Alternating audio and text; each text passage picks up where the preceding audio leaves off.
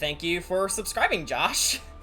Wow, way to way to say hello with a subscription. I can words. Hi. So we got another commission from Mutant Sasquatch here today. This is of their character Luca Moriarty, a young crime lord, who can seem friendly but can also be dangerous at the drop of a hat. So, interesting character we got here. So, after this, we will get back to Majora's Mask, and judging with how fast I am with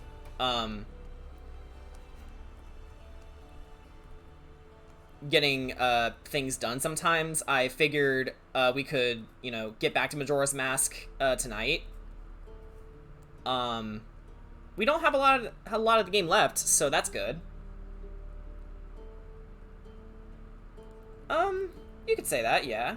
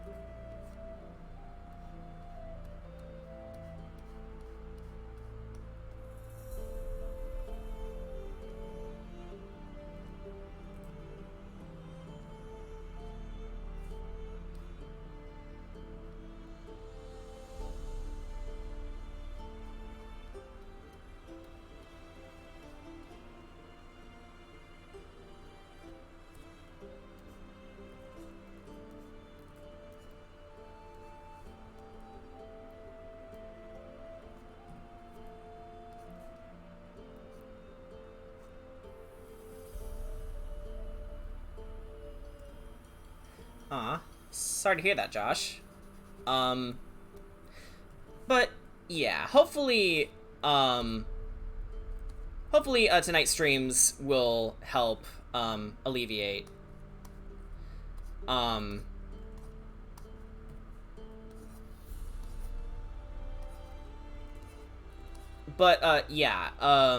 this we will switch to Majora's Mask, so keep an eye out. And for any newcomers who may be wondering, hey, where's the stream? I think helping them by sending them the link in the old stream would help, because I think that's when people are getting confused.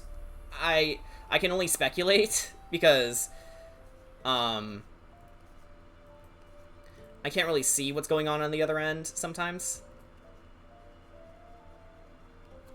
Listen, I just press the button and then a stream happens.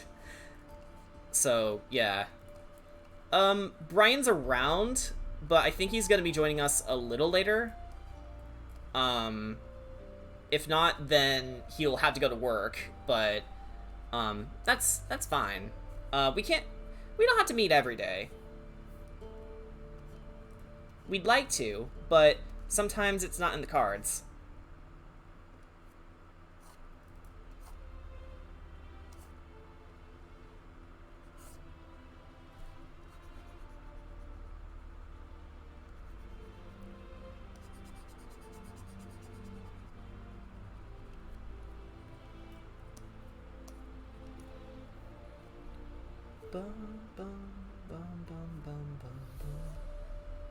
Oh, hi, Blue. Blue's in here. She spent most of the time sleeping, as kitties are wont to do. And I think she wants out. Hang on. Alright, princess.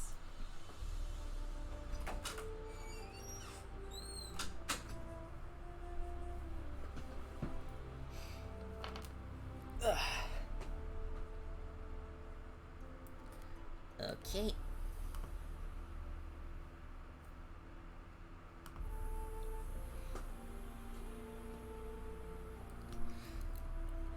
Alright, so, as for my hand situation, I don't mean to start every stream with this, but after a week, it should be fully healed. Trust me. But until it does, progress report, I guess. I think it's beginning the sloughing process. Not sloughing, sloughing. Basically, it means skin's falling off. Nothing bad, hopefully, but it's more like all the dead skin that has, accumulated from, being burned for so long is starting to peel off, so it can make way for the new skin underneath. I am trying to move my hand as much as possible so it doesn't, like, tighten in that exact area, because that would be bad for flexibility. Why the hell's it on the eraser tool? There we go. Hey, Big Mac, welcome.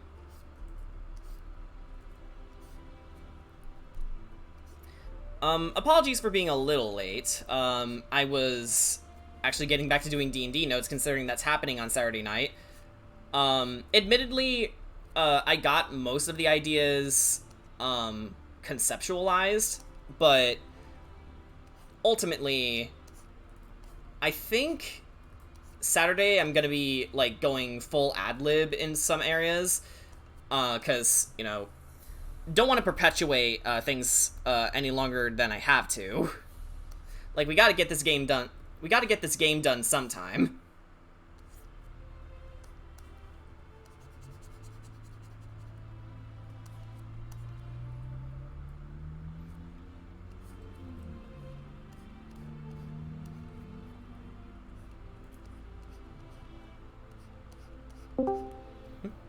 Someone is here. It's Brian!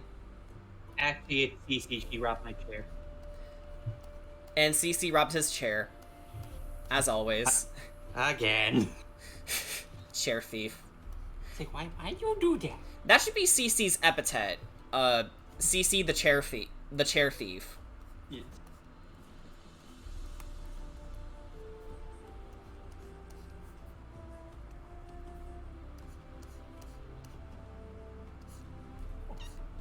She speaks. That was her. That was her. She speaks. She speaks! What is your word of wisdom? Is it a good wisdom? Huh? She surrendered the chair! She silently surrendered the chair. What does it mean? I'm sure she's just like, I'll be back, bitch. This isn't over. I own you. I owe you nothing.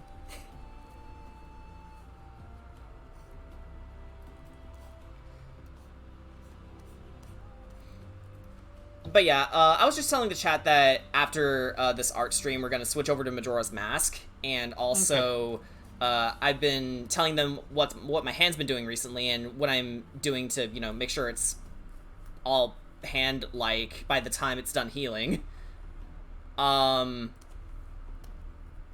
But, yeah. Oh, Jen's here, too! Hey! Sorry about that. It always takes me a second because, you and Big Mac, at least on mobile devices, share the same color, blue. Oh, I'm sorry. Blue. Brr. I wish Crystal were here, because then I'd be able to tell her that I saw the Golden Bolt video that she linked to me last night in the Discord. But yeah, the early 2000s wasn't exactly a stable time for Sega and Sonic Team. Although I guess to talk about some of the highlights, Yuji Naka's a dick. Like, during an interview for Sonic Heroes, he at one point rattled off about his hobbies, but that's not the main thing. What he would do back then is to essentially steal the limelight from other hard-working employees at Sega and he would not really spend a lot of time developing, rather just going off, go and fuck off and, you know, drive his, you know, super expensive cars rather than work on anything. There's also a former member of Sonic Team who basically told his translator to tell him to fuck off, and the translator was so appalled that the only thing they could really say was, there's no expression for that in Japanese, and then Peter Moore quit the next day. Sega was also obsessed with the idea that, the online community is the future of Sega and gaming. So, that led to the creation of games like Phantasy Star Online and, Choo Choo Rocket, but, it ultimately led to a lot of stupid monetary decisions that, even I think an official for Sega poured their own money into, like, making sure that certain projects are funded. But on the flip side, I need to find his name again, because he is what the kids refer to as a real one. Let's see.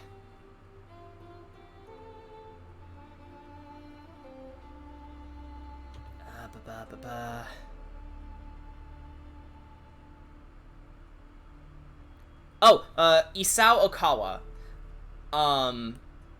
Just before his death, he donated his own money to Sega, and it helped, you know, make up their almost $700 billion or million debt from, you know, from all the poor sales some of their games have gotten due to, you know, the Dreamcast going under and the Sega Saturn going under. And his story isn't really talked about a lot.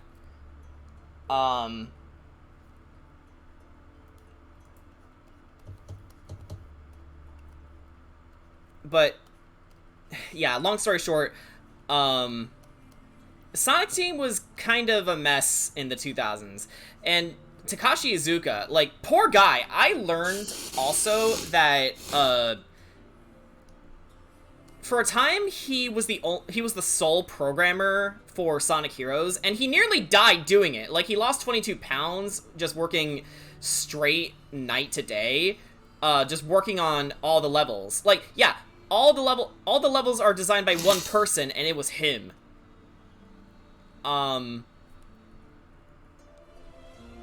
And in a way, it makes you appreciate Sonic Heroes all the more. Like, I certainly do. But I'm also, like, thinking, holy shit, someone almost died making this game. That's not cool. And also a reason why crunch culture should be killed, like the Hydra it is.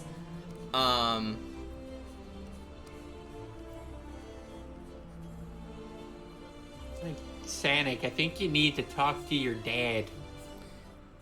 You need a better father, Sonic. I mean, that doesn't necessarily make Takashi Iizuka blameless either, because Crystal talked about this yesterday, but she was telling the truth. So Takashi Iizuka, on his recovery period, played Jak and Jak 2, and that ultimately inspired the creation of Shadow the Hedgehog, the video game. And, like, I don't know if it's just because he lost brain cells due to brain damage from, you know, that tenure he had where he was the only guy working on Sonic Heroes, but I swear the guy can't do an interview to save his life. Like, he kept giving conflicting information upon conflicting information. Like, he went from saying, oh, we never intended Shadow to survive, so, we brought him into Sonic Heroes because, you know, everybody's here. For new Sonic fans. And then, when Shadow the Hedgehog was being produced, he went and said, oh, Shadow was the we thought of, like, multiple games to, have for Shadow. So, like, basically he was blowing smoke up up interviewers' ass a whole lot, and it's like, I can't really tell if it's just stress talking or if he genuinely can't do interviews to save his life. That just reminds me of the time when Shigeru Miyamoto was asked about the Legend of Zelda timeline, and he said in the interview, Link to the Past was the last game canonically. Oops. Oh, hey, Crystal. No worries. And, Big Mac has a question for you, Brian. Do you think Ponder Sprocket is a good detective like Batman? I'd say so, yeah. What sprung this on? Listen, I'm in Heaton server. I don't really talk with most of them, really. Yeah. So, I don't really know what's going on in the commentary community. Well, at least with Ponder's videos, she does a lot of research on her subjects. Ah.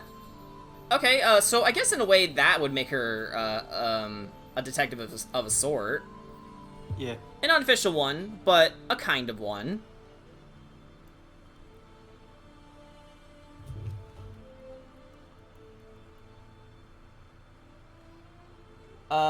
Yeah, Crystal, I was telling them, what I learned in, the Golden Bolt video on, the rise and fall of Sonic Team. But, yeah. Takashi Iizuka almost died because he was the only level designer for Sonic Heroes! Holy shit! Bruh. Yeah, we thought Sonic Forces was bad because it was developed by, people who had no idea how to make a Sonic game. Poor Takashi Iizuka was the only guy working on one game.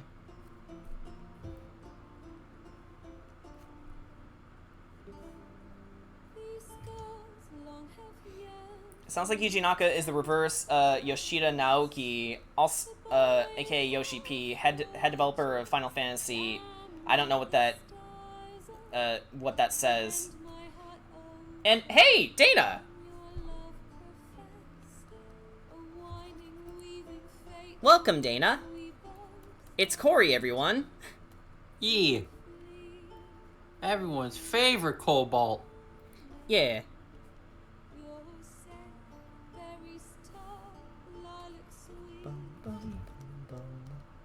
But, yeah, it really puts into perspective just how... Oh, I failed to mention that they were also trying to make a lot of, merger deals that, ultimately kind of screwed them in the ass, as it were. Because, Sammy, I think it was a mobile developer, basically took the reins for a lot of their projects for a few years, including Shadow the Hedgehog, and that kind of did more harm than good. But yeah, it's like Sega really thought that they would get more creative freedom by merging with companies like Sammy, only to really get 20% of the deal. And I think as soon as they joined, they also canceled the deal. Or something like that. I might have missed a few details here and there, but that's what happens when you watch a video only once. The merger stuff is so funny. How could they stuff up so bad and so publicly? It's like, I was trying to figure out what the heck Jak 2 had anything to do with Shadow the Hedgehog. Yeah. Like, if it was just simple inspiration, that's fine, but, from what the articles that were mentioned in the video had any indication, it's like they were trying to have like two different fan bases at once. Like, you know, one for kids and one for adults, which obviously that failed, but I'm glad that they at least knew to never give a gun to Sonic, because they knew it would, like, they knew that would kill them. Like, Sonic with a sword is a totally different deal. Like, that makes sense. That's actually pretty cool. But Sonic with a gun, that kind of goes against him as a character. And I would argue the same is definitely the case for Shadow, because he's the fucking ultimate life form. Oh, God, guys, get this.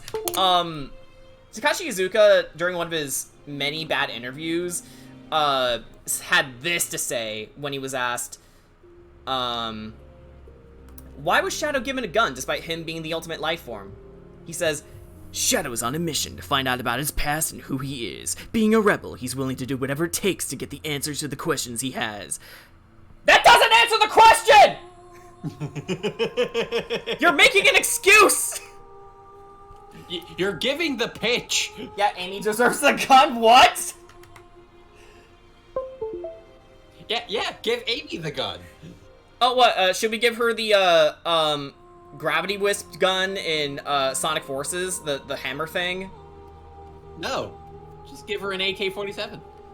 Okay. Alright, fair enough. But make sure it's colored like her Pico Pico hammer. And have her fight demons. Like, here, have a pink gun, Amy. Give her a Glock!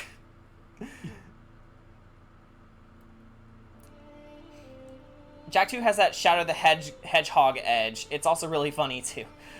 Hey, Sonic! I found a gun! Amy, put that down! Please tell me it's not. Please tell me it's not loaded. I can't promise that.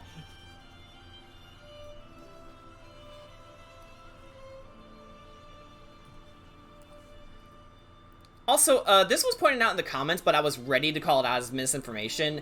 Apparently, Cream was made for Sonic Heroes first, but, you know, her debut was in Sonic Advance 2. Why Golden Bolt didn't mention this in his video, I have no idea, but that could easily be misconstrued as misinformation. Like, if he just genuinely forgot to put in that factoid about the video, like saying, hey, before anyone calls me out for this, she actually appeared in this game. She was actually slated to appear in this game first, not this. That would have made things a lot easier to swallow, but that right there, I would say that's the only real nitpick I have with the video. Everything else is fine. Charmy B with a gun. Okay, he's 6. I mean, Amy's 12. That doesn't make it any better, but... Charmy, what are you doing? I got a Glock! Charmy, no!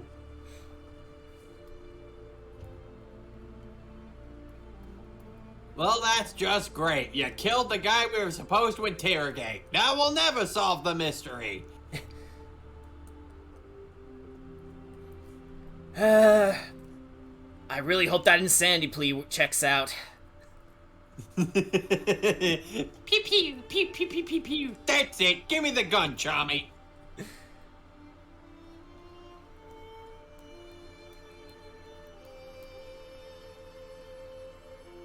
Pumped up kicks plays in the distance.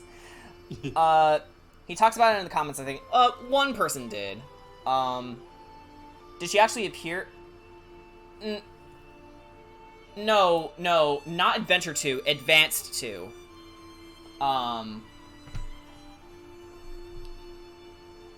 But yeah, Sonic Advance 2, which is a portable game, developed by Dimps, is where Cream made her debut, but apparently her first slated appearance was going to be Sonic Heroes, but we know what happened there.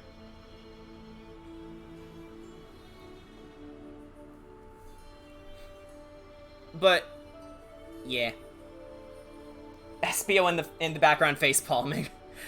I mean, I will say it was awesome that they brought back Team Chaotix, despite how poorly Knuckles Chaotix sold.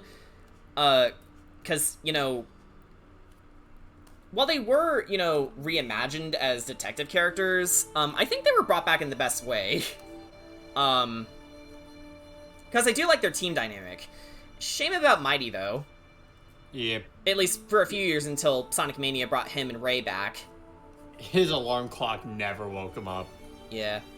Yeah, that's what Johnny likes to joke about. Like, he's just a perpetually, chronic, sleeper. Like, he has, a chronic sleep disorder, rather. Alright, I think that'll do it for the sketch layer. And again, just saying this for the people who just joined, we are playing Majora's Mask later, so, definitely stay tuned. Oh, oops. We don't have a lot of the game, to go, but, yeah. It's been a really fun playthrough. I know nothing about him, but Espio is a really neat design. Well, he's a ninja, and that's it. Yeah. And currently voiced by Matt Mercer. Yeah, he was voiced by Troy Baker, and then Matt Mercer took him over because Troy Baker got too expensive. Yeah. Like, I haven't really heard anything from Troy Baker since a lot of the games that he's been in, except for the whole NFT fiasco, which thank God he apologized for. Like, you get the impression he genuinely didn't know it was a bad thing until he looked into it. And then, backed out of the deal as soon as he could.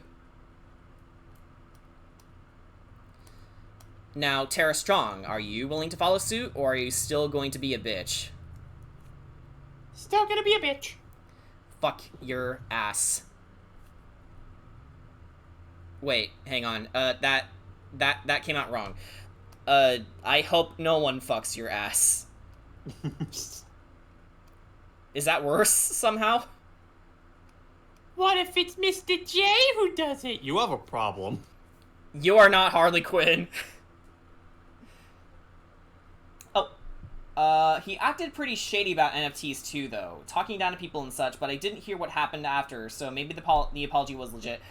Okay, so that kind of gives me mixed signals. Well, no. Wait. The apology was legit, because the apology happened after he was questioning people going after him for it, and then he was finally given the proper information about it. He's like, oh, okay, now I understand. Yeah, and that's what makes people like Troy Baker awesome. They own up to their mistakes. Which, would have been a shame if he didn't, because, he's an amazing actor. He's in everything, but, he's an amazing actor. No two ways about it. That, fitting enough, because we did talk about Telltale's Batman, which he did voice Bruce Wayne in that game. And funny thing, he was actually Batman before Telltale's Batman, and all the Lego projects. I can't really tell you any of the specific examples. I think he was in, Lego DC Superheroes or something. I don't really know the title. I just know that he was Batman before, and the fact they brought him back to reprise his role as a more serious take on the character is pretty awesome. Which is similar to how Frank Welker used to voice Megatron in Transformers G1, and then when they brought him back for Transformers Prime, they wanted him to emulate Hugo Weaving's portrayal of the character in the Michael Bay movies. And you just get, in my opinion, the perfect Megatron voice. Intimidating, but sly. As a Decepticon, any assurances I might offer would be worthless. Oh, I think Bumblebee is in your background, Brian. Yep. Oh, I hope you did apologize for acting like a dick, too, and not just for NFT shilling. But I don't mean to come across anti-Troy Baker, I just legit don't know. And, yeah! Another fan of Telltale's Batman! Good stuff. Good stuff, Dana. Speaking of Espio, there's a monster in Monster Hunter who is similar to him called Chameleos. An elder dragon looks like a chameleon with wings, spits out poison, turns invisible, and can cover the landscape with mist. Also, steals your stuff. Rude. That's my stuff. Espio's dad, I guess. It's my stuff. Rude. I paid for it. I paid for it with my hard-earned money. Yeah. What did you do, fucking moocher? Are thieves technically moochers? Yes. Just on a grander scale? Okay. Yeah, they're just more flashy about it. We have Chameleos at home. Shows you Espio. Oh yeah, did you know that Espio, the Chameleon, is the first Sonic character to give out serious death threats? You don't deserve to live. Prepare to die, Eggman. Die, Eggman! As ninja tend to do. You know what? I can definitely see Espio throwing a "your soul is forfeit" line to Eggman. Your soul is forfeit, Eggman. Jeez. Someone needs anger management. Throws Ninja Star at Eggman's face. Ah! My jowls! Remind me never to make you angry, Espio. He just glares at him.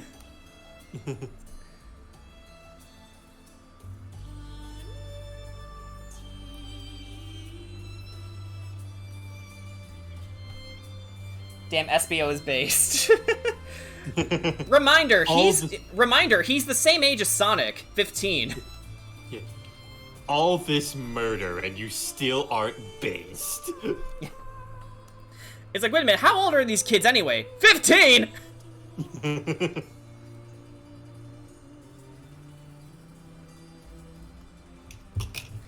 Also, I like how in the Go Diego Go review Johnny did years ago, he was freaking out that Diego, being 8 years old, has a license to drive a Jeep. Forgetting that Tails is 8 years old and flying a biplane.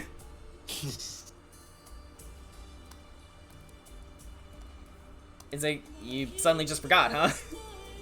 And then they time travel. Like, does that happen in the show? From everything that I saw, no, they don't. Look, my mom used to use our house as a daycare center, so I've seen what they've seen. I think my favorite bit from that review was oh no, that dinosaur's stuck in the tar pit. Oh, sorry, man. I've seen how your fate goes. I'm sorry. You're fucked. You're a lost cause. And they saved it anyway. Yeah. Which, you know, would probably have a butterfly effect. Yes. Yeah. Oh. But yeah, I was looking at Golden Bolt's video about the one we were talking about, as I was about to go back to the slide video to see what info I missed. I know Ryan did do Heroes in Adventure 2, but I don't think he knows about that. I mean, what? The fact that Takashi Iizuka fucking almost died? Yeah, he should know that.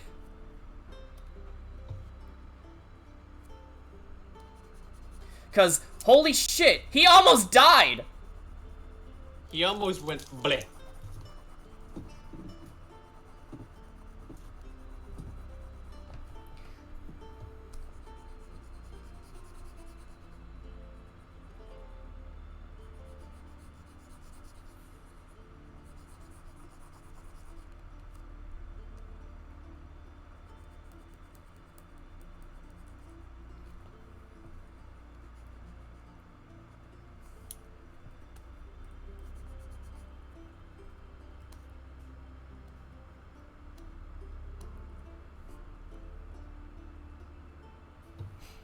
All those Ratchet videos are amazing. He sort of echoes my opinions on them, and a lot of the weird choices in that series make more sense now.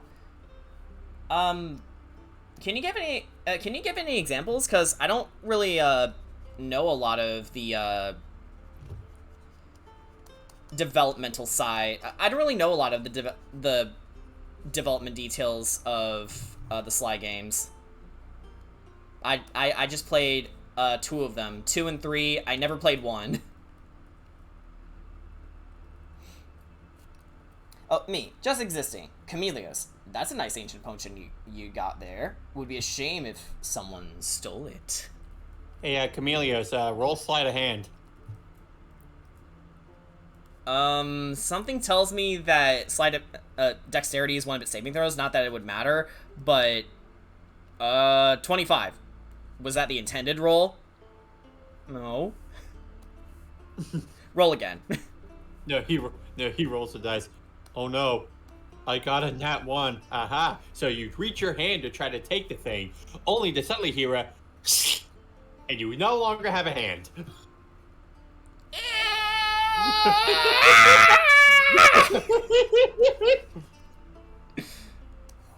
About time I got to quote that.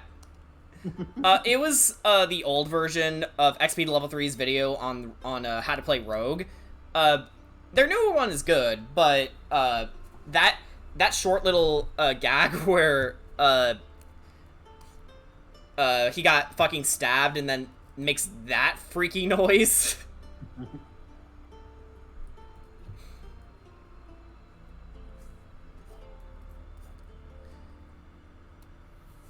By the way, Jordan.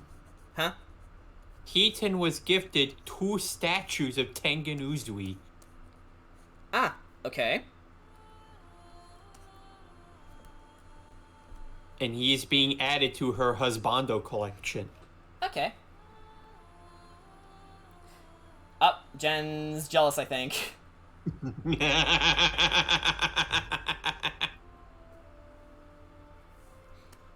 Okay, what color to make your jacket? I think just a simple black will do.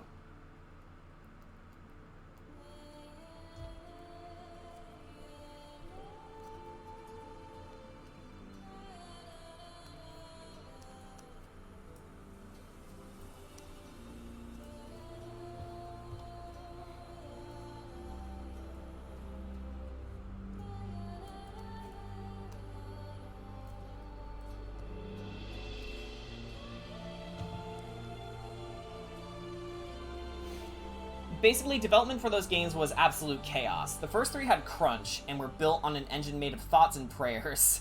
They wanted to fix it, but with some broken promises to Sony about DLC or something, changing writers after the animation was already done, and then a backlog of extra crunch to finish the games because of Sony, it was wild. Holy shit! All that for Sly? Which, honestly, makes the games even more amazing, because they were able to come out with, like, banger titles.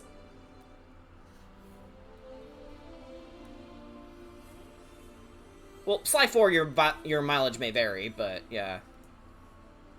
Oh, no, that was Ratchet. Oops.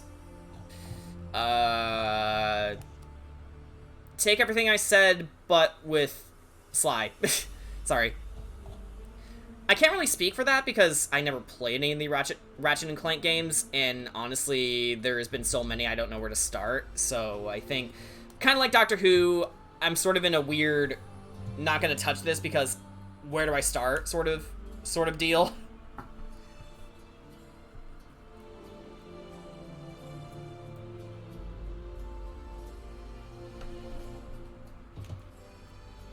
Yeah, I got it. I got it now.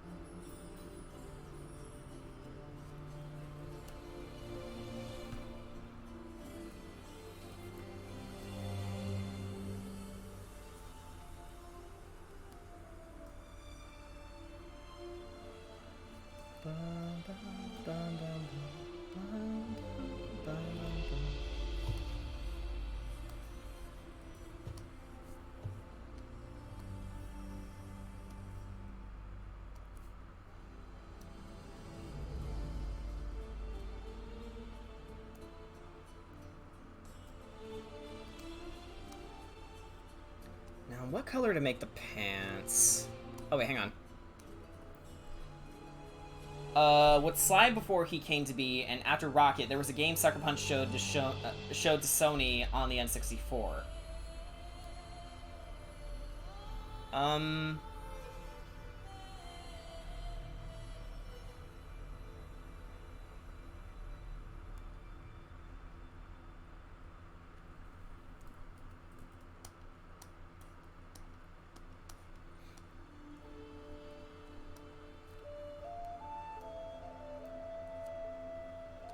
Let's try dark gray?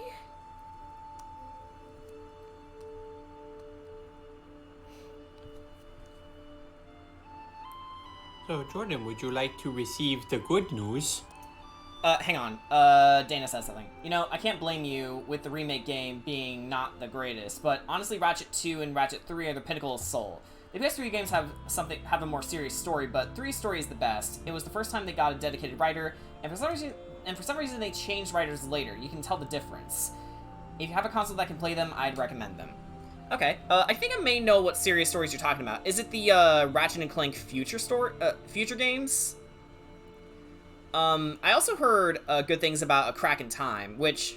Sorry, not A Crack in Time. Well, okay, that and the new one, Rift Apart. I did see a playthrough of that, and Rivet is good. I like Rivet, but, yeah, the other games, nothing.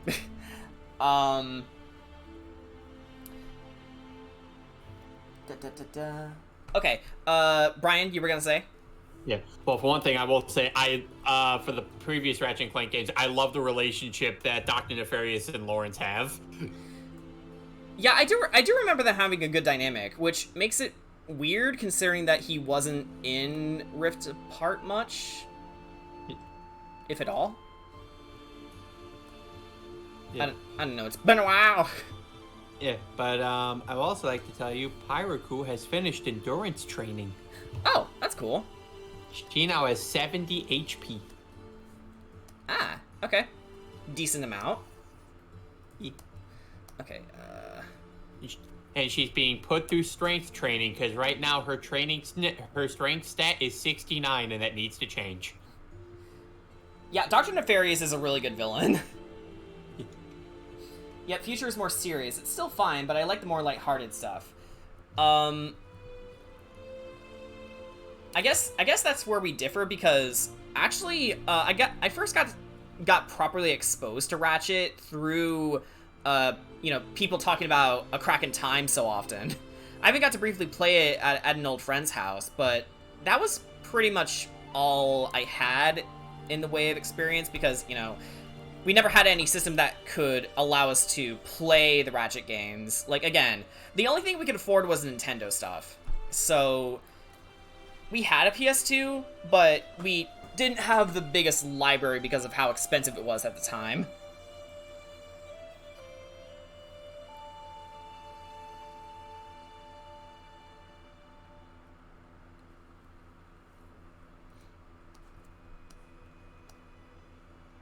Oh, hello, White Orchard theme.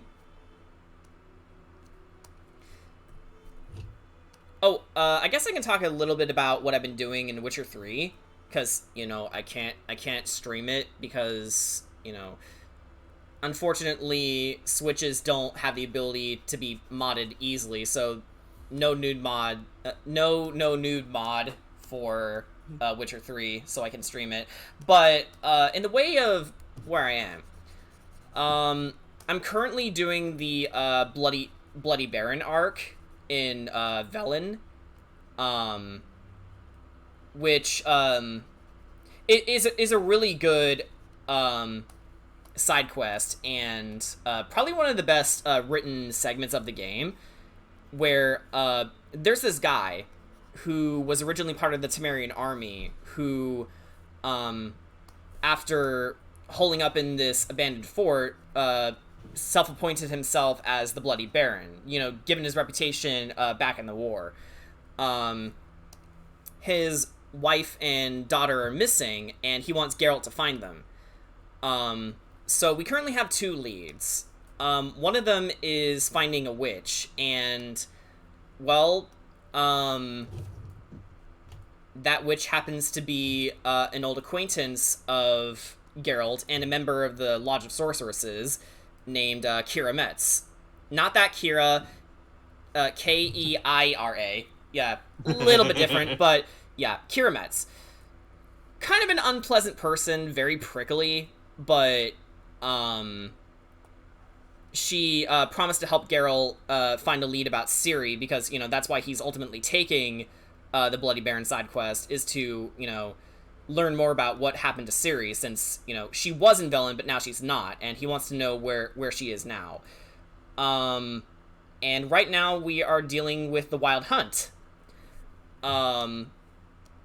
Which is bad news, but Geralt's not about to stop for anything, because, you know, it's his daughter we're talking about. Geralt is best dad. Okay.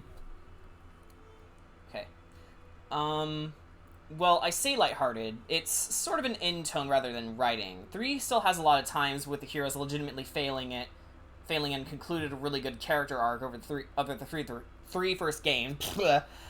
The future series sort of feels like it's trying to be more like a Pixar movie than a game, and because of the development issues, it doesn't do super well. That isn't a perfect way to describe it, but close enough. You still have to watch that part in the slide video when you get the chance, Jordan.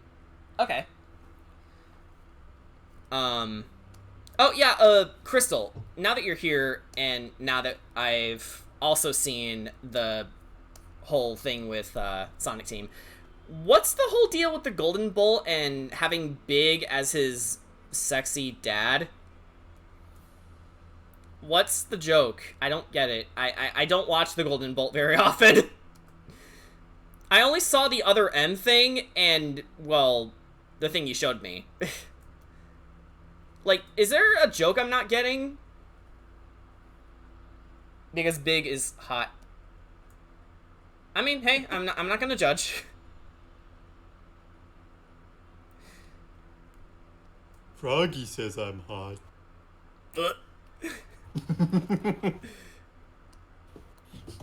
Maybe they're more than friends, huh? Suddenly that shove me up your ass joke in, like, those Sonic shorts makes a lot of sense now.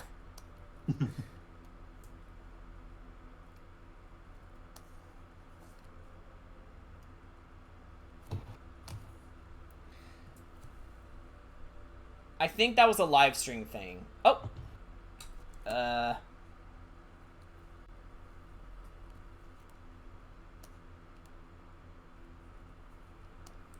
I imagine you're typing out a response. I will wait patiently.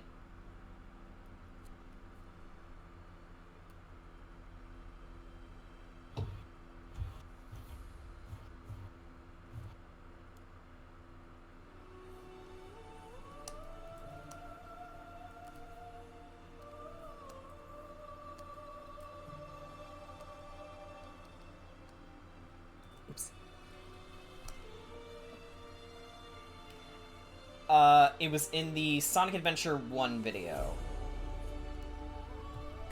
And I'm sorry, the music suddenly spiked. Give me a second. There we go.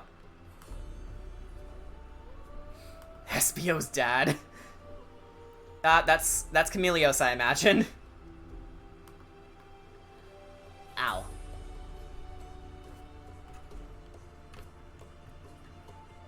Anywho, I have to start getting ready for the work soon. Alright, good luck, that's all I can say. Yeah, is it the weekend yet? I wanna stay away from work. Yeah, D&D's almost here, don't worry. Yeah, I mean, I'm excited for that too. I'm just like, I'm fucking tired of work already. Yeah. And there he go. I think you had to watch that because it's been a while. It's been a while! And I think he did talk about Big in that video. Sorry, chat, but you're not exempt from the song.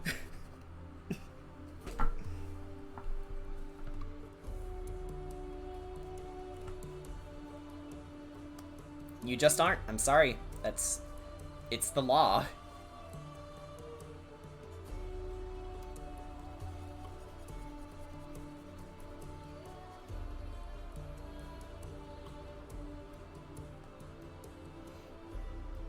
Sorry, I was being confused about the dad thing when you said Big, it started to click.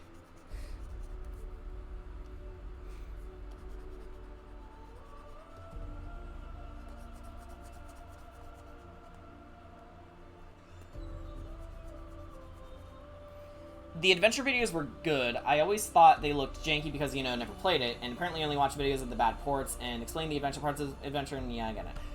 No, Sonic Adventure 1 is amazing. It's, you gotta play it on the original Dreamcast, or at least the better SADX mod on Steam, because what you're playing on the Steam version, at least, and Director's Cut to an extent, is you're playing a port of a port of a port. So the mod helps stabilize the whole thing, and it's the only mod I have installed right now. And, yeah, plays like a dream. Cast. But, Adventure 2 is still a good game, it's just not as good as Adventure 1, in my opinion. Because, you know, you don't play as Sonic and Shadow very often. In fact, Shadow himself, you know, being a new character in the game next to Rouge, only has, like, 4 stages to his name. Everything else is boss battles. Whereas, you know, everyone else has several stages over both him and Sonic combined. I think the intention was to make their stages the highlights of the game, because easily they're one of the better designed levels in the game, but yeah, everyone else kind of took the limelight from them, which kind of sucks. But yeah. I think he talks about how he likes Adventure 1, then 2, I think. He does respect Adventure 2. Yeah, which... I still play Adventure 2 from time to time, but... the amount of times I played Adventure 1, like, eclipses all the times I played Adventure 2. Like, Adventure 2 may have been my introduction to the Sonic series, but, really it's Adventure 1 that, really made me a big fan. That, and I think it's just a better game overall than Adventure 2. Because, you know, it still has the problem where only half of it is truly good. Everything else is just like, why is this in a Sonic game? But, yeah, it's functionally sound. It's programmed well. And actually, yeah, even with the big levels, as unnecessary as they are, if you know where to look, and if you know how the mechanics work, you can finish levels really fast. Other than that, you know. Alright. Did you mention eye color? Nope. I think I'm gonna give you hazel eyes. You seem like a hazel-eyed person.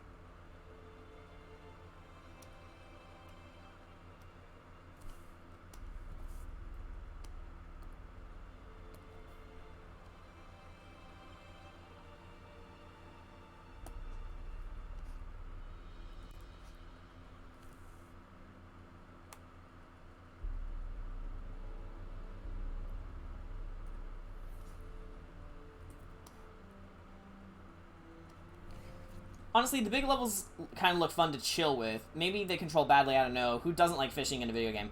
The problem is, Dana, what does fishing have anything to do with high-speed action? My highest level class in Final Fantasy XIV right now, fishing. Yeah.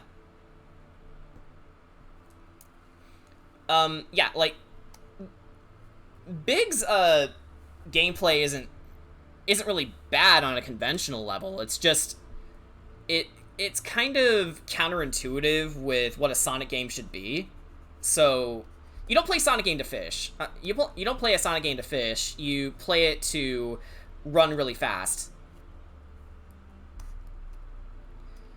Now, for games like Zelda and, yeah, Final Fantasy XIV, it's a thing that you can do to pass the time. And, you know, it gives you more to do in a big world.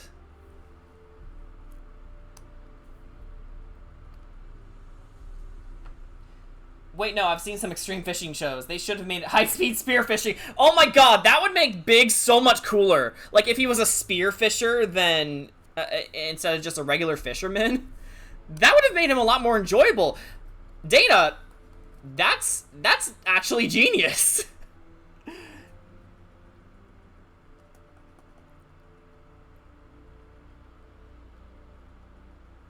I mean, that being said, as a character, I think Big is good. I like Big. everyone is too mean. Everyone is mean to him.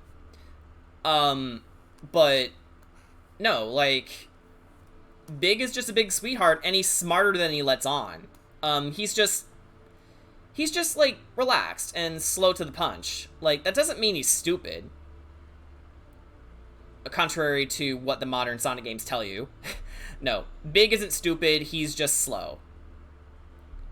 Both in his temperament and also just how he carries himself.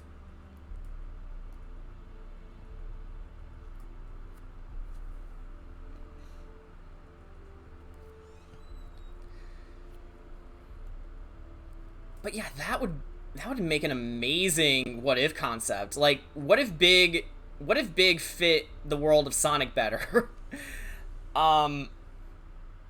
He rolls around like a speedy fishing ball. He's like me. Yeah, honestly, Dana, I can definitely see Big being a favorite character of yours. Like, unironically. Like, he's got a nice vibe about him, and he's also a big sweetheart. And a responsible adult, which is why he's a part of Team Rose. He's not a pedo like people like to joke about him being, which is kind of gross. Don't do that. And he's, you know, watching over his young friends. Jordan, just in case I did put the Adventure 1 and 2 video, in case you're, okay. Thanks.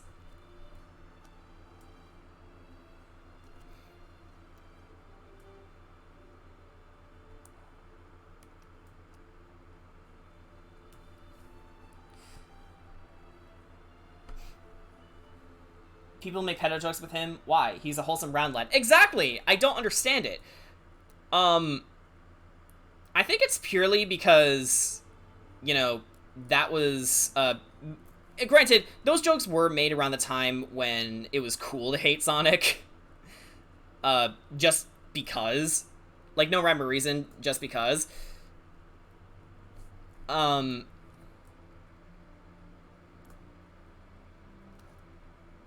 Which, like, if that's your only source of humor, then you probably need a joke writer.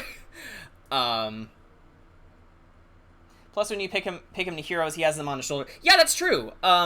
Whereas Knuckles and Omega would turn his friends into boxing gloves, and Vector would put his friends in his mouth, Big puts Amy and Cream on his shoulders. So it's like they're riding on his shoulders because he's big and he's giving them a ride.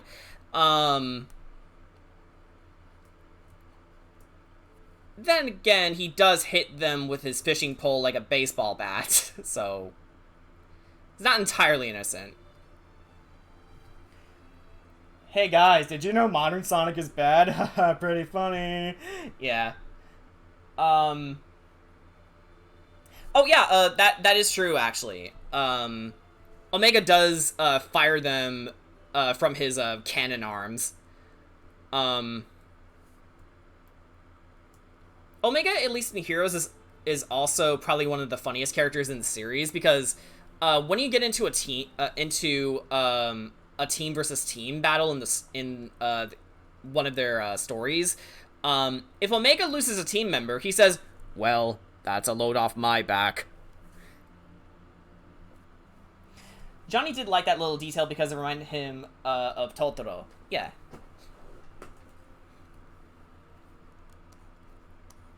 Yeah, Big is a sweetheart.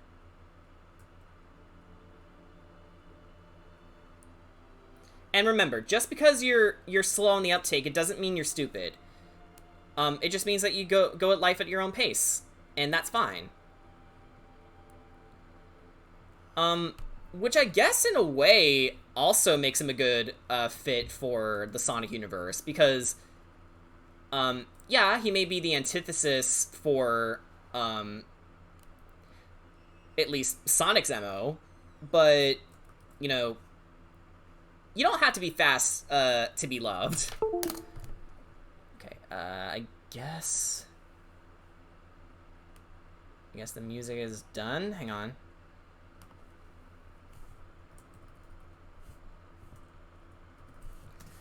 We have another track here.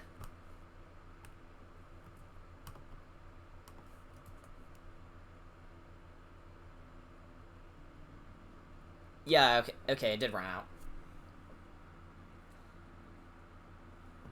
Are you aware of cloning? Are you aware that sentence is awkwardly put together? Damn right.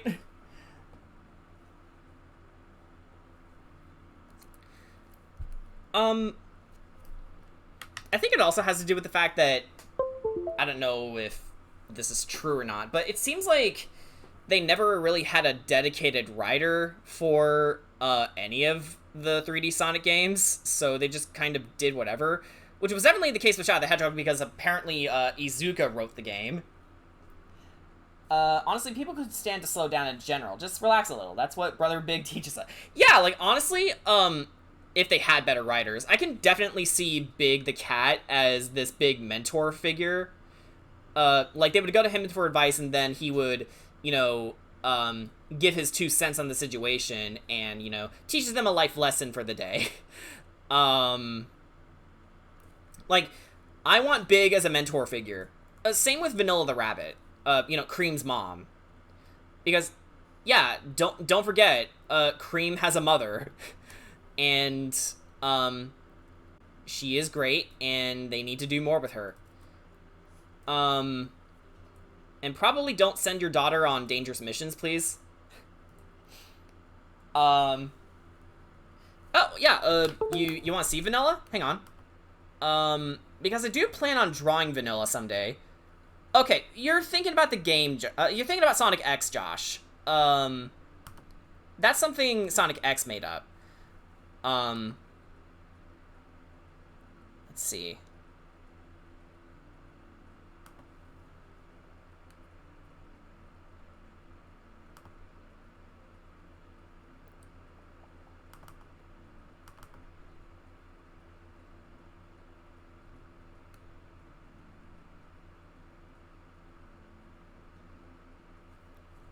I thought I...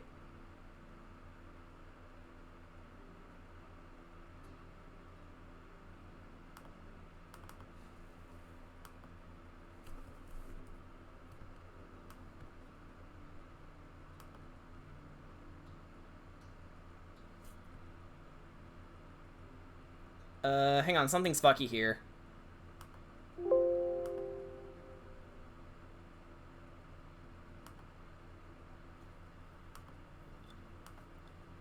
Okay, there we go.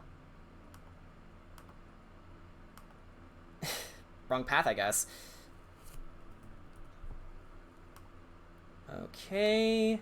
There she is! Okay, so this is Vanilla the Rabbit. This is her.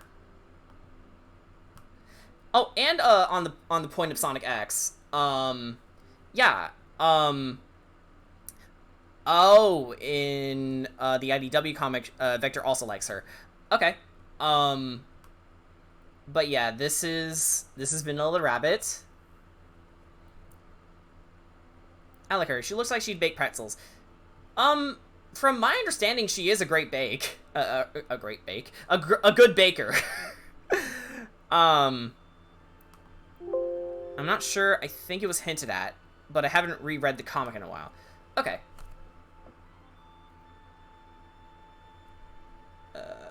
Yeah.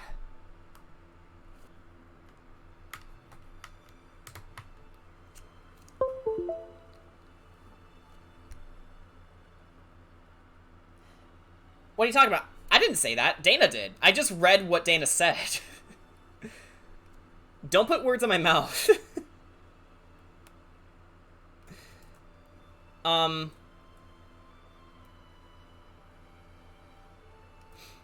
But, yeah. I like her.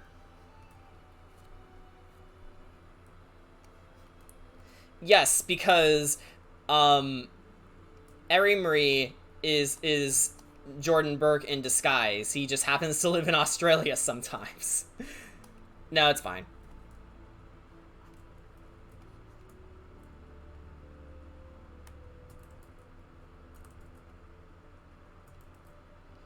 But, like, dude, I wish I was away from America. Honestly, I don't want to be here anymore.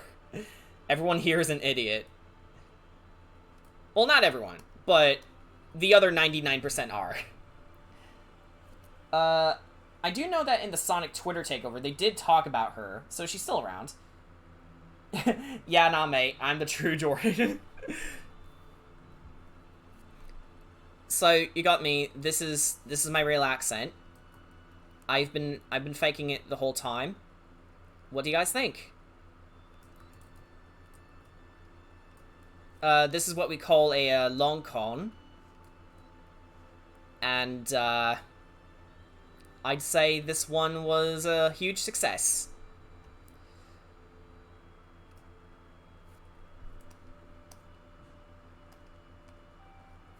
If I knew any Australian slang on the top of my head, this would be a good addition, but, you know. I don't know any, so I'm not going to embarrass my friend. It was a bloody ripper, mate.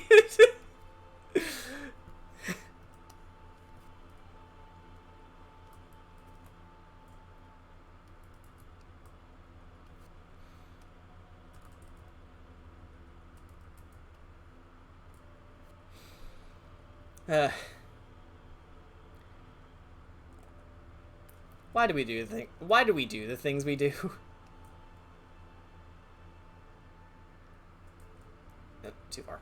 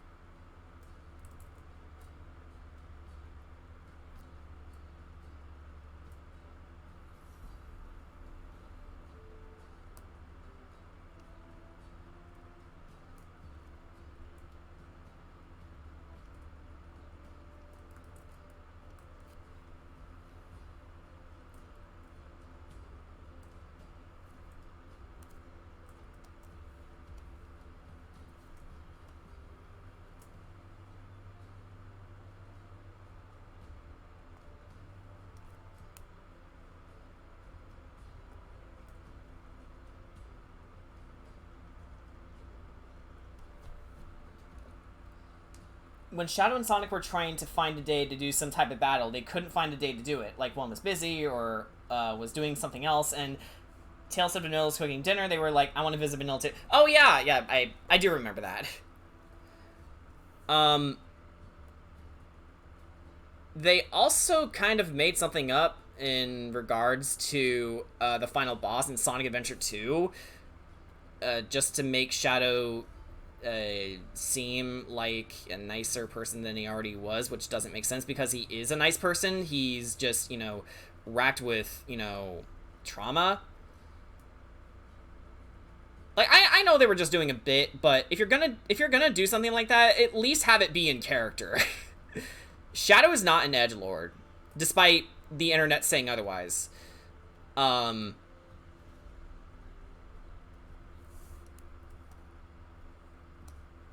Yeah, so I think with that said, I'm definitely of the opinion that along with Danny, Shadow should have died in Sonic Adventure 2. He should have stayed dead. I get so thrown off hearing Tails' voice in Adventure. He sounds so young. I know he is young now, but I always sort of assumed he was around the same age as Sonic. No, Tails is 8 years old.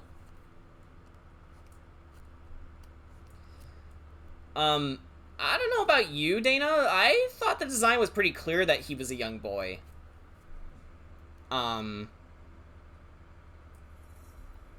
We can finish the job. Come on, let's kill Shadow! Good fucking luck, the guy with chaos powers. I mean, then again, he's kind of been written as this Vegeta-type dude, so you know what? All that pride is, like, masking a really weak sauce person, so you know what? Yeah, let's kill him. We gotta kill Shadow, he fucked Eggman's wife. That's right. He took his quilly dick out and said his dick was this big.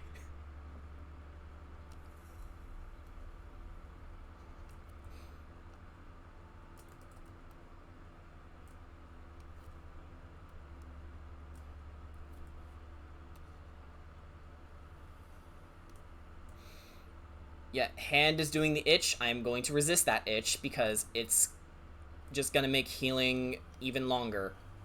I'm not touching this hand. I did notice. I just thought he was a small cartoon fox, but maybe it looks more obvious in comics or older cartoons or something too. I only watch Sonic Boom. Yeah, Sonic Boom isn't really a good way to judge these characters because, well, as it stands, you're getting a more comedic take on them.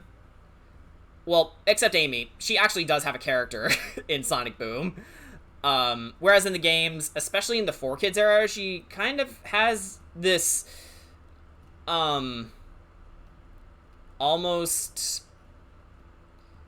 medically, what's the word? What's the right word? Basically, it's like more than implied she wants to fuck Sonic, and it's like, okay, you're 12, back off. At least in the 4Kids era. In recent years, they've definitely dialed it down, which was definitely the right choice. Because, holy shit. No. Stop it.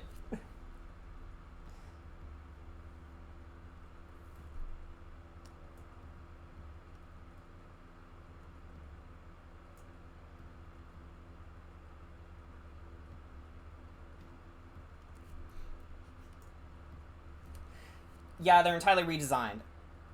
It's generally the sort of humor I like, but I know it isn't canon and everything else.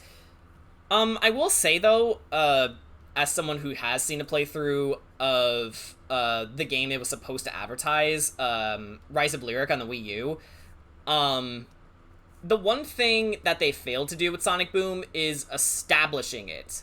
Like, as soon as the game starts, it's like you see Sonic almost dying, and then you just like get jumped into the adventure. Like, you know these guys already, but we don't because this is a new Sonic universe. Why are you assuming things, you jerks?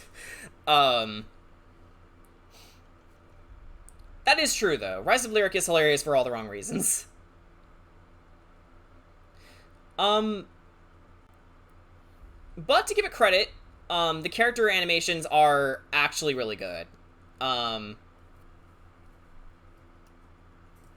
Like, you can laugh all you want, but no, you should always give credit where credit is due. Because remember, work was put into the game, it's just, you know, a shame it turned out the way it did. That being said, I don't miss Sonic Boom. Like, it's run its course, so, you know, it was the thing. Although it was really funny at certain points, so there's that.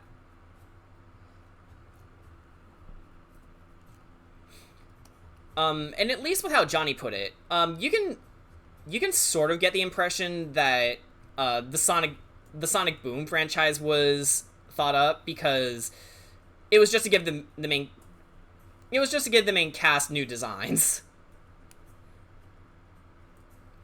Because when you look at Knuckles in the main series as opposed to Sonic Boom, you were supposed to take the developer's word for it that he's supposed to be the strongest character in the series. Because remember in Sonic Battle, Knuckles can punch air molecules and make them explode. That's how strong he is.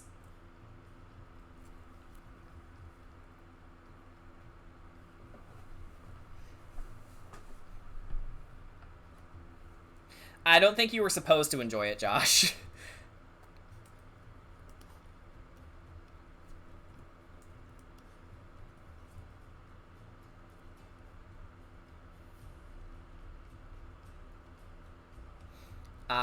Gwent's music. Oh yeah, another thing I've been doing for Witcher 3 is I'm trying out Gwent more. I put it on the easy mode because I'm stupid. But even on easy mode, some of the Gwent games can, like, really screw you over with whatever hand you've been dealt. Because, like, if your hand is wrong in any way, you will fail. But I will say, it's actually really exhilarating once you're on a roll, and I can definitely see why people are obsessed with this silly card game. which in universe was invented by dwarves, which is really cool.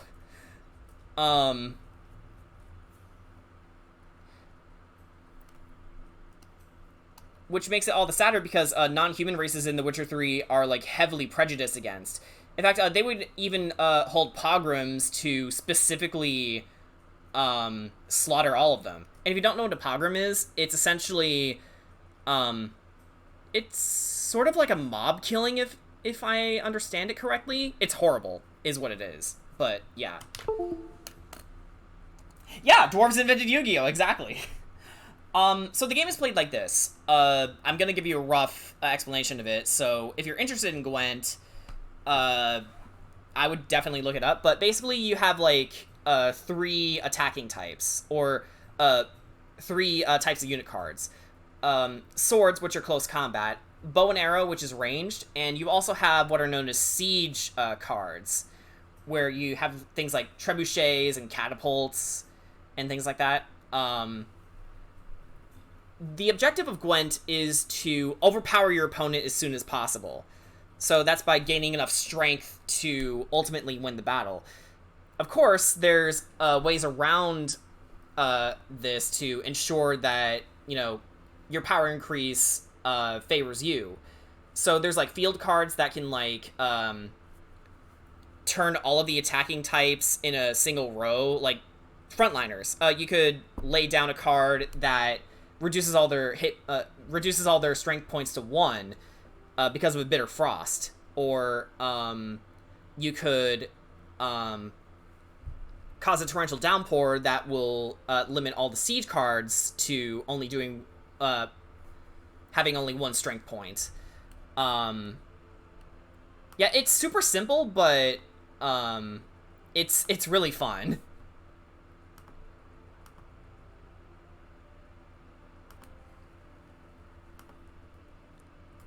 I can also definitely... I also definitely know the context of all the wanna play Gwent jokes, where Geralt just goes around the continent asking people if they want to play Gwent, even in the worst times, and all they would do is just nod in assurance, and then the game plays. Like, you can literally ask almost everyone to play Gwent with you. It doesn't matter what happened to them. You can ask them if they want to play Gwent, and they're like, yeah, okay. And again, this is coming from someone who, you know, is autistic, so therefore doesn't really have a good grasp on the concept of human thought. And it's even harder to predict what a computer is gonna do. But yeah, I like Gwent. I have to reset saves a lot when I'm on a losing streak, but once you get a good deck, yeah, it's a really fun to, you know, see how you can outsmart your opponent.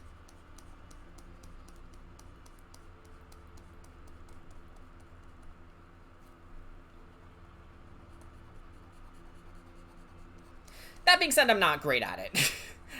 Of course I'm not, but it's fun. And I'm glad I decided to do this for this playthrough of Witcher 3, because I kind of ignored it because admittedly I pulled an Ego-Raptor and skipped over the rules like an idiot. But Brian was there when I was, you know, getting started on this new playthrough, and he kind of... No, not even kind of. He showed me how to win and, you know, employ the best strategies, and I actually won this very first round of Gwen, and I was, like, super proud of myself. Like, thank you, Brian, if you're still watching.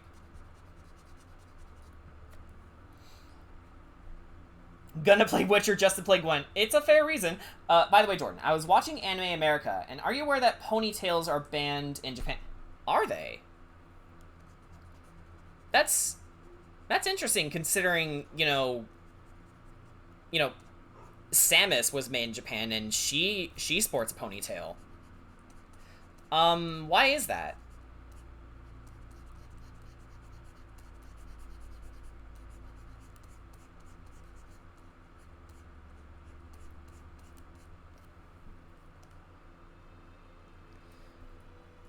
something about this is bothering me. Hang on.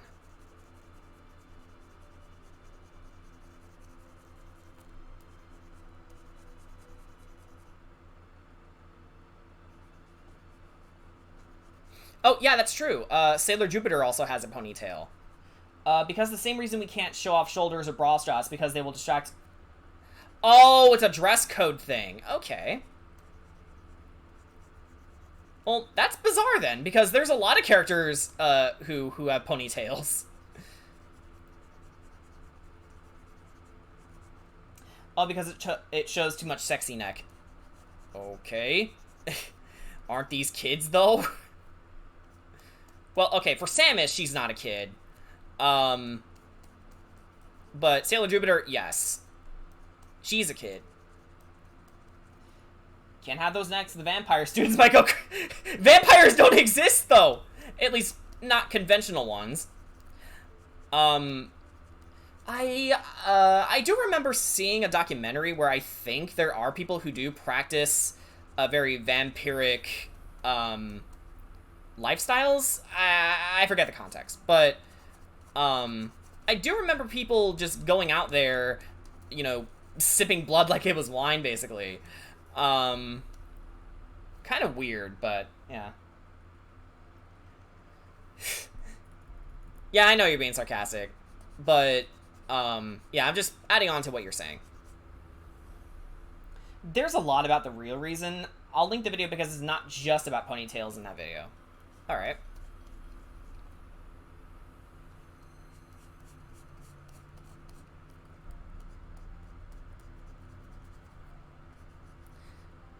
Okay, this one song is like... I never got why it is the way it is, because we just hear a random elephant noise and then no explanation. It's like, who are you, strange creature? Oh, you're already gone, okay.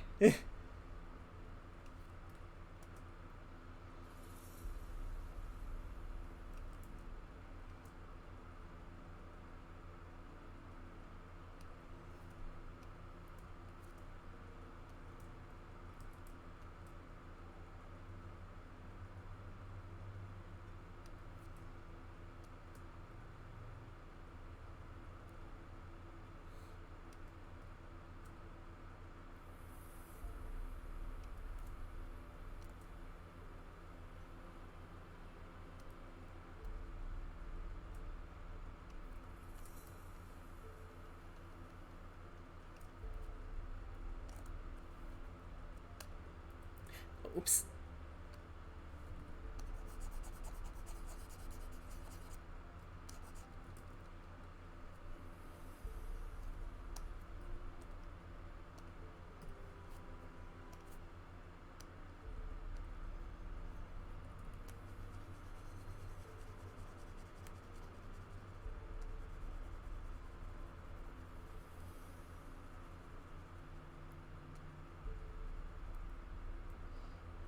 I posted on the Discord, so if you have free time, it's a very serious topic about these strict rules. Okay.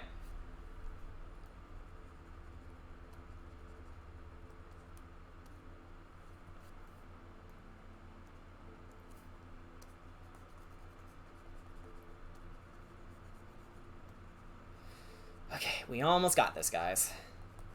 And then we'll switch to Majora's Mask.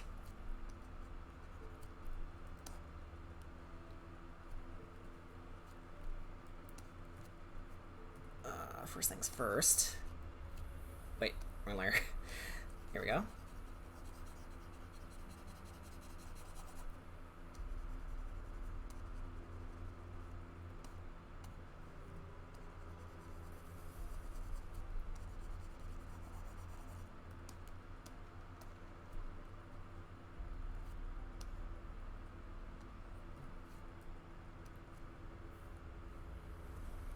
Let's save, because we haven't saved in a while.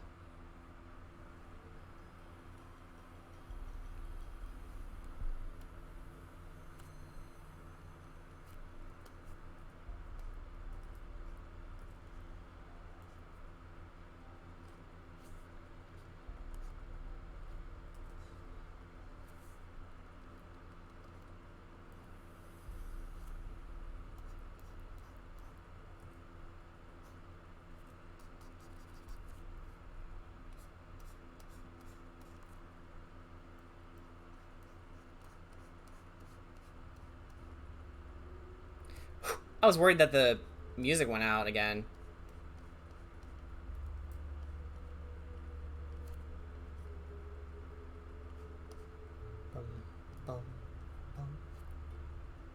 Back on schedule.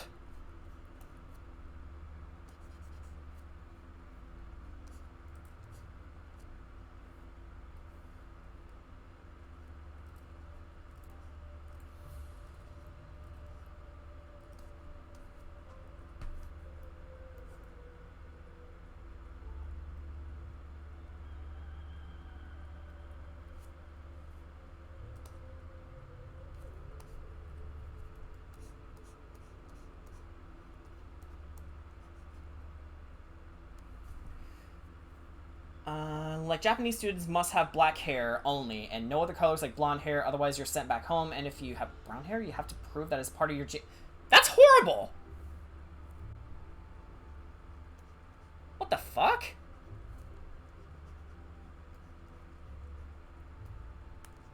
That is extremely limiting.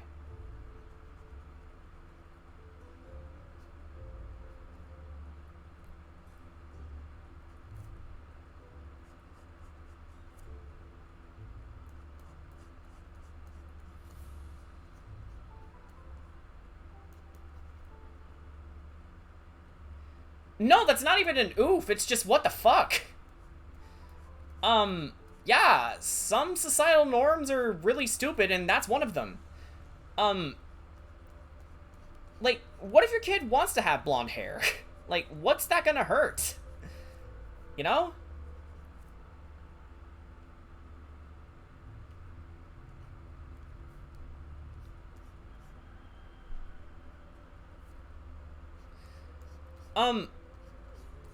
I know in general, Japan prides itself on, you know, having really courteous citizens, but I've also heard, you know, stories how,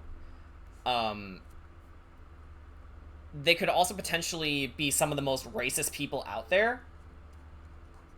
Hang on. Let me say this more carefully because, you know, it's gonna sound, worse than I actually meant. That there's a degree of racism, I think, among the older crowd. And we all know that Japan hates war in general, so I would say sometimes some people have mistrust towards Americans. And probably everything like them if, you know, what I'm thinking about the blonde hair thing is true. I'm just going off pure speculation. So this is Jordan's personal crack theory, I guess. But that doesn't mean Japan is a bad country. No, far from it. It's just there are people like us who, no matter what, are just super racist, and sometimes those people are on the top making decisions like this. It shouldn't be that way. And I doubt there are people... I doubt everyone in Japan supports that ideology.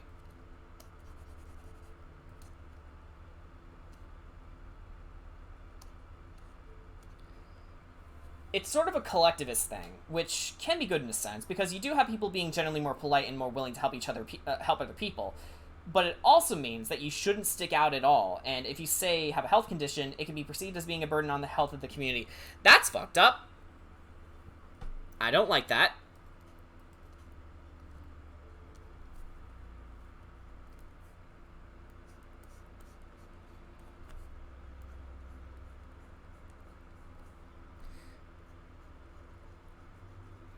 But don't take this as a reason to suddenly hate Japan, because, like, fuck you if you think that way. It's just... it's their problem to sort out, but I would say that's not something that the whole of Japan thinks. Because, you know, it's like hating every single person of a race because of something one person did. Like, that makes you small-minded at best. racist at worst. I think Sailor Jupiter is kind of like that. She wasn't wearing the same uniform like Usagi or Ami due to their uniform not fitting her when they transfer.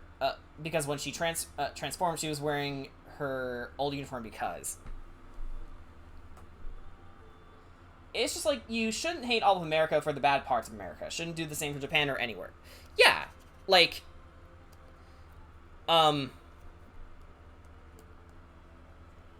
America is guilty for a lot of things. There's no questioning that. But it also does have things over, countries like Japan. And vice versa. Japan has things over America that it has that we don't.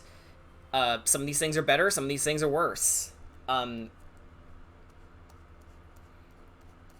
It's just easy to forget about that when you're, like, doom scrolling. And, yeah, America is a shit country, but I'm also saying that in the perspective of an American who's just tired of all the injustices and having to listen to them all the time, and it's just like, I don't want to hear it. But there are some good things in there.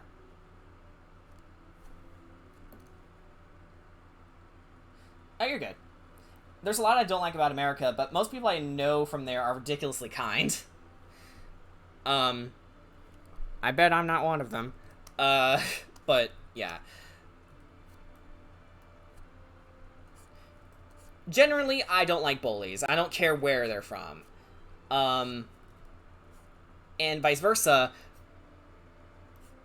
I like friendly people. It doesn't matter where they're from. If we have common ground, then I'm gonna talk to you, and I'm interested in learning what it's like from where you are, because I like learning about cultures that aren't my own.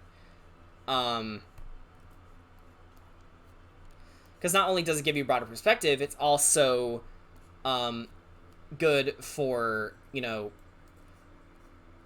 getting the creative juices flowing. If you, like, want to base something off of a culture. It's good to have a consultant if you're really, really serious about that. But if not, study. Which is what I'm doing.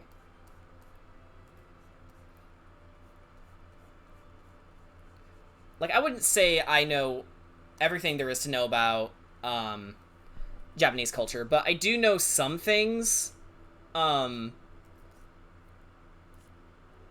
But I'm also at the point where I can't really express them very well because I'm still trying to learn the in and outs of how they work. Like, I do know at least that you shouldn't set your chopsticks upright, because then people are thinking you're attending a funeral. It's just a bad omen overall. No, she transferred from her old school to Usagi and okay. Okay, sorry about that. But, yeah.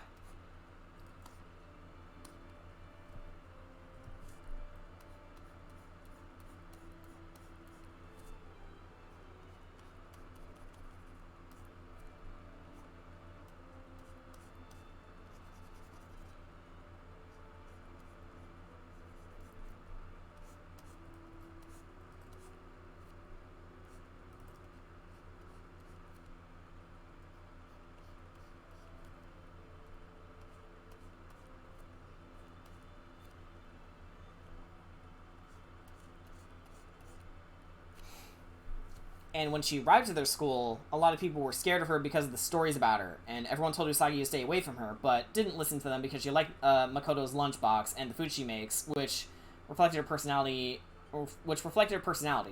A tough girl who likes girly girl things. All right.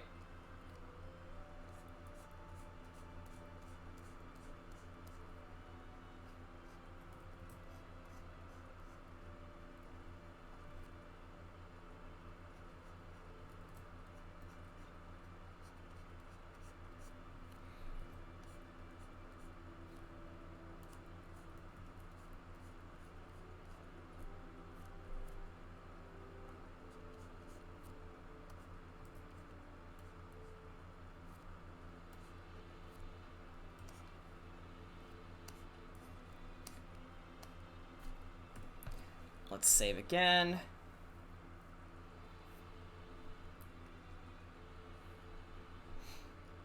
There's a lot I really like about Australia, but politically, we're still messed up. And there's a lot of racists around. But I do really enjoy the culture around Melbourne, at least. A lot of cafes and good food. Yeah. Everything I heard about Melbourne is just like, oh my gosh, I really want to visit there someday.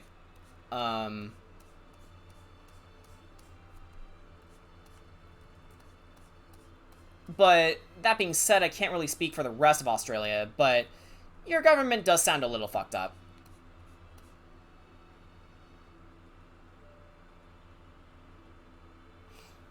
Also, a lot of diversity in the city. It's so nice to see Melbourne.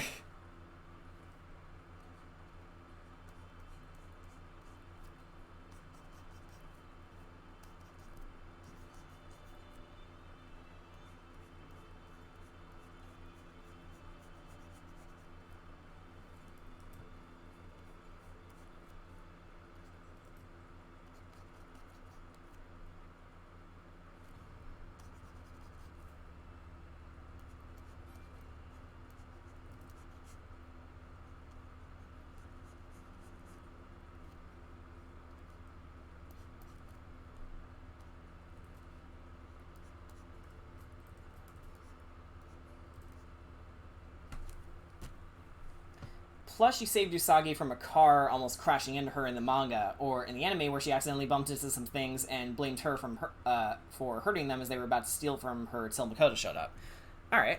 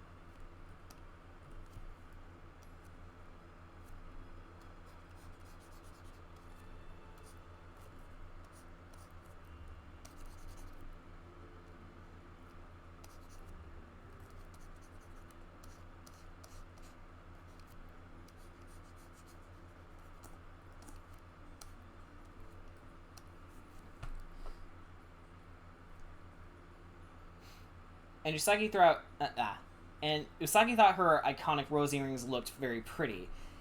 It was interesting because in the movie Promise of the Rose, Makoto was glad to have a friend like Usagi because of all the other girls were alone a lot till Usagi showed up and became their friends. Aw.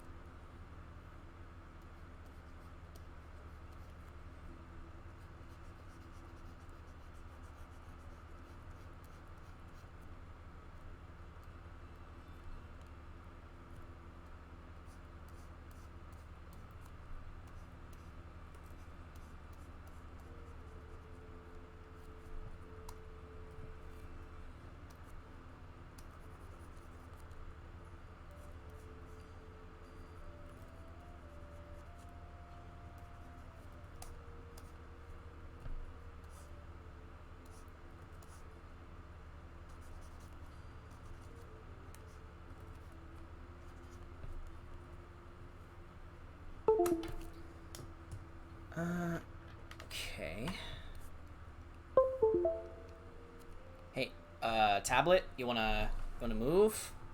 Thank you.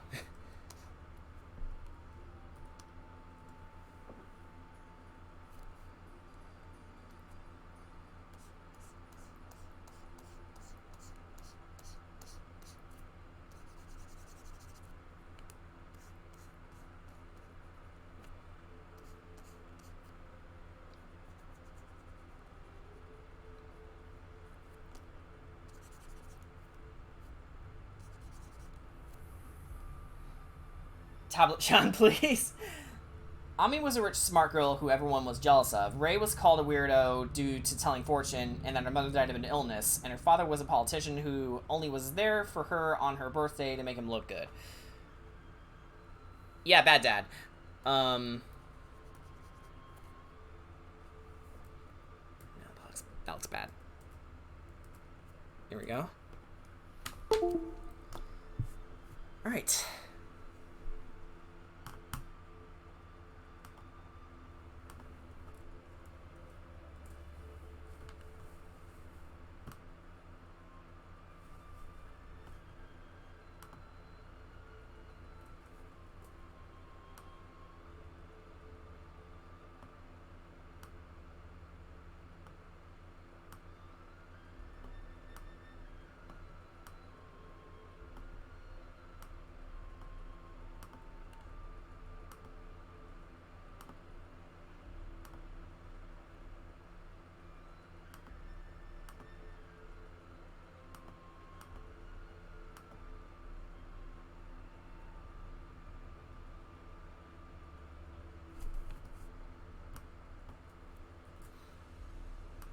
Actually.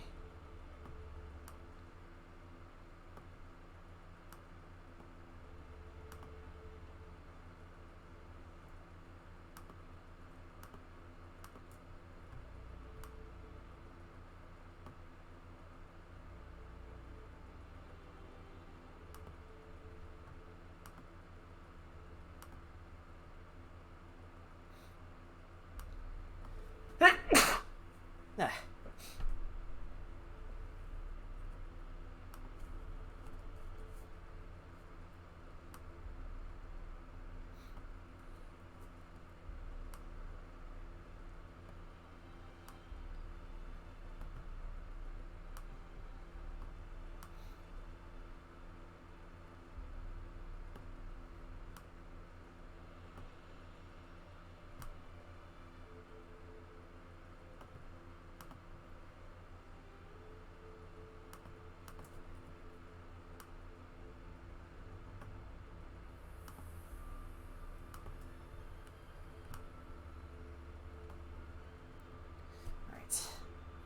Thanks.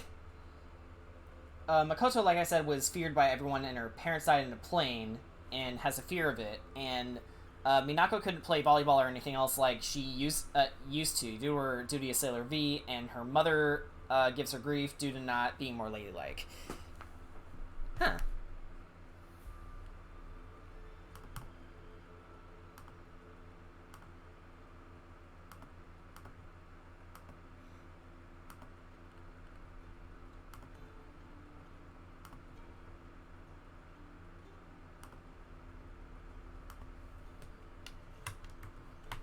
Alright, I have an idea for this.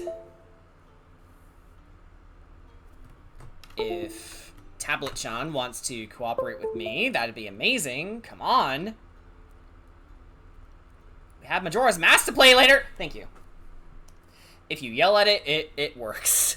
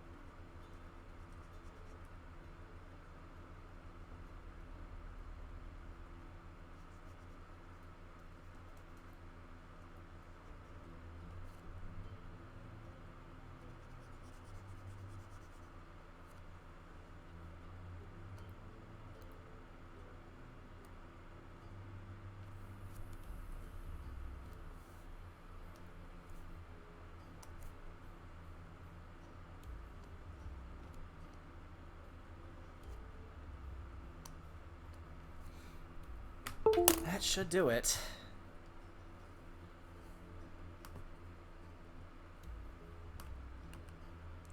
Hang on.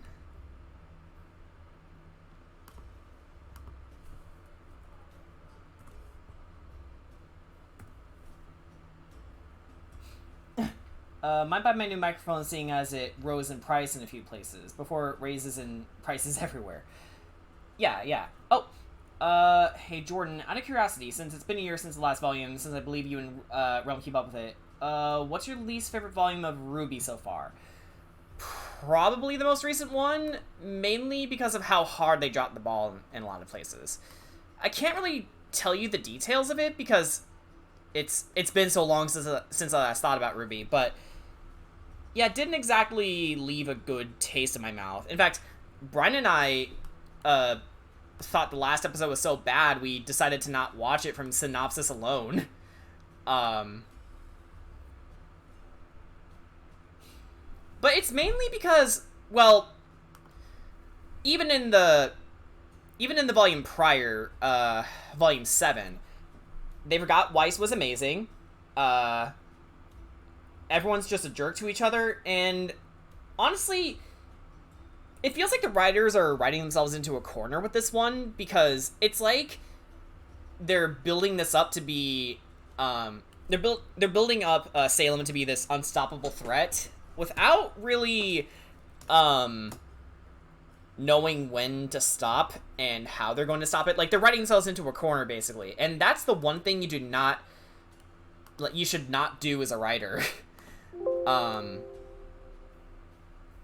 Ironwood was the only real thing that kept me interested in Volume 7. Yeah, Ironwood going crazy is oddly one of the most satisfying things in that volume, because, you know, we've seen him as a conflicted hero before, but now he's fallen so far that the only route for him now is villainy. Sucks to say, but I'd say that's a good arc for him. Oh, geez, that's a bad trap to put themselves in. Yeah, exactly. Like, no. Okay, so how far have we been going? Yeah, almost 2 hours. So yeah, definitely time to switch gears. So, give me about 10-15 minutes so I can get this to my client, and then we'll get set up for Majora's Mask. So don't go anywhere. Keep your eye on the Discord for any developments, and yeah, I'll see you guys very soon. 10 minutes tops. Oh, before I do, hang on. I was behind a Megan villain who thinks he's doing the right thing. What I'm not behind was how they executed in Volume 8, but that's another story. Exactly. You can have any good idea you want as long as you... but what matters is execution. Okay. 10 minutes, guys.